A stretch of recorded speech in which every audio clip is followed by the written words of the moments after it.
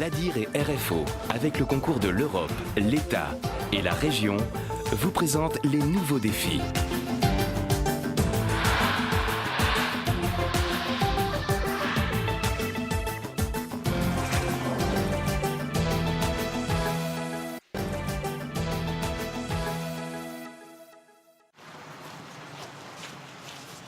Je suis Marie-Arlette Janine.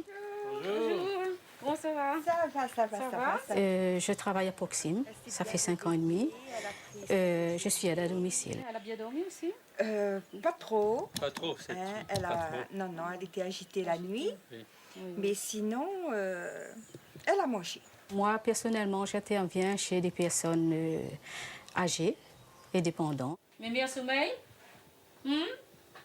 On est arrivé aujourd'hui. Je leur prépare à manger, je fais le ménage, je fais du repassage. Et puis, il y a la discussion aussi, tout ça, ça va avec aussi. Chaque jour, Arlette est aux petits soins pour Léoncia. Car cette dame souffre de la maladie d'Alzheimer. Une maladie lourde pour le malade et sa famille. Alors Arlette est là pour soulager, pour soigner et pour aider. Mais il y a un an de cela, Arlette ne vivait pas son travail comme aujourd'hui. Elle se sentait bien seule face à ses émotions. J'ai perdu 3 bénéficiaires en 5 mois. 2 atteints de cancer et puis il y a des personnes malades, très malades. Hein. C'est pas évident, je veux dire. Et ce mal-être, Arlette n'est pas la seule à le ressentir.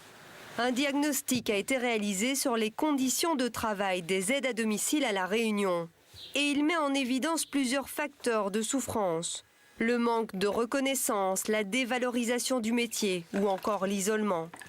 Cette expérimentation est une première au niveau national. Elle a permis d'analyser et surtout de trouver des solutions pour améliorer le quotidien des aides à domicile. Pour faire remonter certaines choses, c'était être une mauvaise employée, une employée qui aimait se plaindre. Or, j'ai compris que c'est en fait non. C'est tout simplement pour améliorer, apporter une amélioration. L'expérimentation consistait à analyser le gain en bien-être des aides à domicile qui ont été suivies psychologiquement. Donc il y a eu un groupe de nos aides à domicile qui a bénéficié d'un suivi psychologique et un groupe qui n'a pas été suivi psychologiquement. Et donc nous avons comparé là et nous avons conclu que effectivement il y avait un gain en bien-être quand les aides à domicile pouvaient bénéficier de ce type de suivi. Stress, burn-out ou dépression, depuis quelques mois, la souffrance au travail fait la une de l'actualité. On parle de risques et de troubles psychosociaux, un mot barbare pour qualifier la santé mentale des travailleurs. À La Réunion, même si officiellement aucun suicide n'a été enregistré, depuis ces 10 dernières années, la souffrance au travail se développe. Consommation en hausse de somnifères, d'antidépresseurs, arrêt de travail plus fréquent, ce sont autant d'indicateurs qui alertent les professionnels de la santé au travail.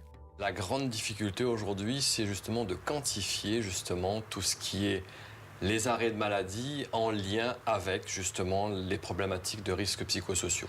Et c'est le gros chantier qui est en cours actuellement avec les partenaires sociaux pour justement essayer de faire reconnaître toutes les conséquences des risques psychosociaux comme maladie professionnelle. Ça a démarré par le harcèlement moral, et maintenant on vient sur effectivement des sujets de risques psychosociaux, de charges de travail, d'excès de travail, de fatigue, d'éléments qui font que au niveau des courriers qui nous arrivent, au niveau effectivement des plaintes qui sont déposées auprès de l'inspection du travail, ce sont des sujets qui montent en charge. Et on voit bien qu'on a une difficulté certaine, ou en tout cas ce sujet nouveau fait que l'appréhension du sujet et la manière dont on le traite est encore à améliorer. Des choses comme ça, non? Ces dernières années, plusieurs acteurs ont fait de l'analyse des situations de travail leur métier. Ces deux dames sont psychologues du travail. Elles sont appelées dans les entreprises lorsque la situation est dégradée. On va parler de la pression temporelle, l'impossibilité de pouvoir réaliser son métier dans le temps. Ça peut être l'aménagement des postes de travail, ça peut être la communication qui ne fonctionne plus, ça peut être aussi des indicateurs d'absentéisme, des indicateurs de maladies professionnelles, d'accidents du travail. Et ça, ce sont toujours des petits signaux rouges qui méritent qu'on s'en occupe. Des signaux rouges qui sont analysés par ces psychologues du travail. Entretiens individuels et collectifs sont là pour restaurer la parole, dénouer et analyser les problèmes. Dans nos méthodologies, nous mettons un point d'honneur à faire en sorte de restaurer la parole collective, de faire expliciter le travail, puisqu'en fait, pour nous, le malaise du travail vient surtout de son invisibilité. Des problèmes de reconnaissance au travail remontés par les salariés prouvent souvent que qu'il y a un décalage qui se crée entre ceux qui organisent le travail, ceux qui le pensent et ceux qui l'exécutent. Si l'on parle aujourd'hui de la souffrance au travail, la réglementation ne date pas d'hier. Depuis 2002, chaque entreprise, petite ou grande, doit mettre en place le document unique. On va faire ressortir ces risques-là, c'est-à-dire les risques psychosociaux, stress, harcèlement, agression. Le document unique établit les risques liés au travail, risques physiques, mais aussi psychologiques. Le document unique, c'est une photographie de tous les risques auxquels les salariés sont exposés dans l'entreprise. Et la problématique des risques psychosociaux doit être aussi inscrite dans le document unique. Il y a plusieurs étapes dans le document unique. Il y a cette étape de repérage, d'évaluation, de hiérarchisation, mais il y a surtout, et c'est le plus intéressant, le plan d'action à mettre en œuvre pour éviter que ça arrive. L'entreprise Eugénie a justement dû, il y a quelques mois, mettre en place le document unique. Les deux gérantes de la société ont été obligées de s'interroger sur leur organisation de travail. Une remise en question pas forcément évidente. Difficile parfois de voir ce que l'on a juste sous les yeux. Alors, elles ont fait appel à l'Arvise, un interlocuteur neutre dont c'est le métier. L'Arvise est une association paritaire. Et on intervient dans les entreprises de la même manière paritairement, en prenant en compte autant les préoccupations des salariés que les préoccupations de la direction. Et donc à travers un diagnostic notamment, on va aider le collectif, les salariés et la direction à faire le point sur l'état de leur organisation et l'ensemble des risques en matière de santé au travail pour préparer notamment un plan de prévention des risques psychosociaux. Ici, un diagnostic sur les conditions de travail a également été réalisé. Un grand espace de travail, par exemple, est idéal pour la communication, mais il est bruyant et fatigant et peut être stressant.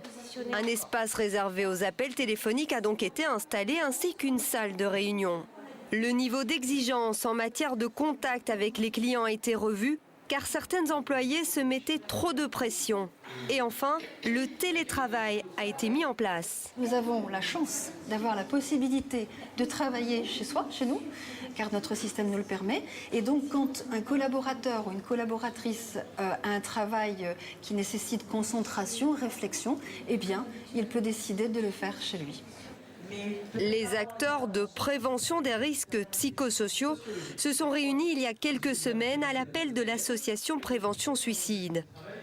À côté de la direction du travail, de la CGSS et de l'Arvise, les différents interlocuteurs ont pu expliquer leur travail et leur rôle dans la prévention. La médecine du travail, par exemple, est un interlocuteur privilégié. Je travaille sur l'alerte à l'employeur, c'est-à-dire comment faire passer de la souffrance individuelle exprimée en consultation, comment la faire passer en débat dans l'entreprise sur des questions collectives. On a l'impression, dans un premier abord, que l'enjeu santé au travail n'est pas compatible avec le contexte environnemental de concurrence, de performance. Moi, je prétends au contraire qu'il n'y a pas de performance sans la santé des salariés, la richesse de l'entreprise. C'est pas seulement le client, c'est bien entendu le salarié qui va faire ce travail.